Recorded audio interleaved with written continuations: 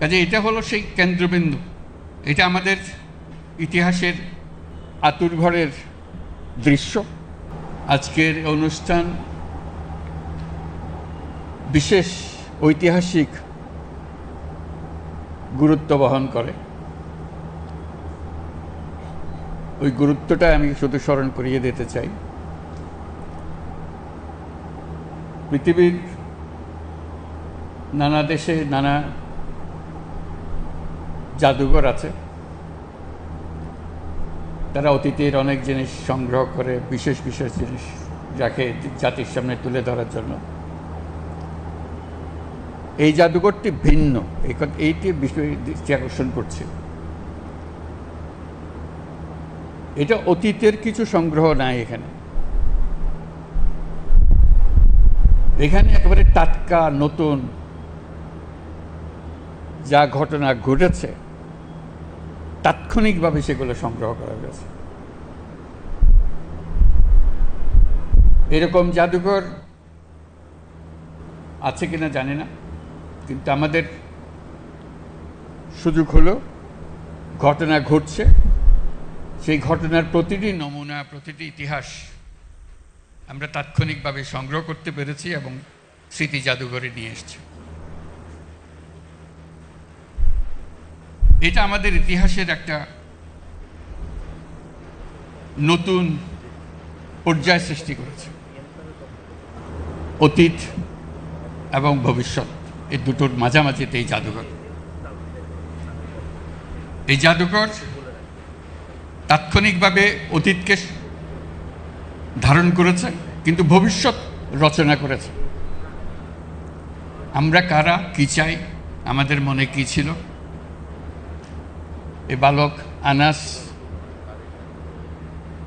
কি আবেগের কারণে, তার ভিতরে কি তাড়না ছিল, সেই চিঠি তাৎক্ষণিকভাবে লিখে গেছে। এটা কোনো পরিকল্পনা করে সে লেখে নাই। মা তাকে বাধা দিচ্ছিল, বাবা তাকে বাধা দিচ্ছিল মিছিলে না যাওয়ার জন্য। সে বসে থাকতে পারে নাই। কেন পারে নাই সেটাও লিখেছে। এটা ব্যাখ্যা দিয়ে 1 পৃষ্ঠার একটা চিঠি, সুন্দর হাতের লেখা, রেখে চলে গেছে। আমাদের সমস্ত তরুণ যেন এই চিঠির লেখক হয়। আমরা গেলাম, আমরা নতুন বাংলাদেশ করতে চলে গেলাম। এই হলো এই জাদুঘরের বৈশিষ্ট্য। এখান থেকে নতুন যাত্রাপথ রচনা হবে। আমরা পথ হারিয়ে ফেললে এখানে এসে পথ খুঁজে নেব। আমরা যদি আমাদের চিন্তায় কোনো গাফিলতি আসে, আমরা এখানে তার ঠিকানা বার করব। আমরা নতুন সূত্রে আবার যাত্রাপথ শুরু করব। এটা এমন এক জাদুঘর যে বাংলাদেশের যত তরুণ তরুণী, যত নাগরিক আছেন,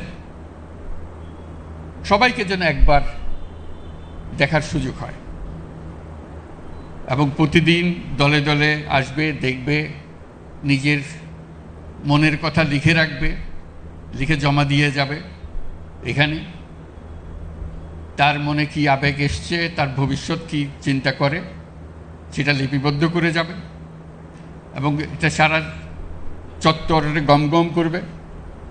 যে কবরগুলো সাজানো আছে, যদিও সে প্রকৃত কবর নয়, কিন্তু তার প্রত্যেকের কবরের সঙ্গে একটা নাম থাকবে। সেই নামটা খুঁজে ইতিহাস বার করবে। এখানে ইতিহাসগুলো থাকবে যে কেন, কিভাবে মারা গিয়েছিল, কোথায় মারা গিয়েছিল, তার ইতিহাসটা কি। এগুলো আমাদেরই বন্ধুবান্ধব, আমাদেরই ছেলে মেয়ে, আমাদেরই পাড়া প্রতিবেশী। এটা কোনো বিশেষ ধরনের রাজনৈতিক কর্মী নন। তারা একেবারে সাধারণ ঘরের সাধারণ ছেলে মেয়ে, যা রাজপথে নেমে তারা চেয়েছিল যে এই বাংলাদেশ আর চলবে না, আমরা নতুন বাংলাদেশ গড়ব। এটাই ছিল তাদের আশা। এখান থেকে আমরা যে নারীর সূত্র যে রেখে যাব সবার কাছে, এই সূত্র যেন আর ছিন্ন না হয়, আমরা এই সূত্রে গঠিত হয়, সমাজের সমস্ত চিন্তা ভাবনা এর মধ্যে আসে। যারা এই জাদুঘরের পরিকল্পনা করেছে, যারা এটা বহু কষ্ট করে প্রতিটি জিনিস, আজকে আমরা কয়েক মিনিটের মধ্যে দেখে আসলাম, কিন্তু এটা প্রতিটি জিনিস সংগ্রহ করতে বহু সময় লেগেছে, বহু কষ্ট হয়েছে। কোন জিনিসটা পাওয়া যাচ্ছিল না, সেটা কিভাবে সংগ্রহ করতে হবে, এটা নিয়ে বহু ধরনের চেষ্টা চালানো হয়েছে, যাতে শেষ পর্যন্ত সেটা আমরা সংগ্রহ করে এখানে রাখতে পারি, সবার সামনে দেখাতে পারি। কাজে ওই নারীর সূত্রটা এখানে স্থাপন করা হলো, যাতে সারা বাংলাদেশ নতুন ভঙ্গিতে, নতুন দৃষ্টিতে সামনে এগিয়ে যাবে এবং আত্মমর্যাদা নিয়ে, সাহস নিয়ে আমরা আমাদের বাংলাদেশ গড়ে তুলব।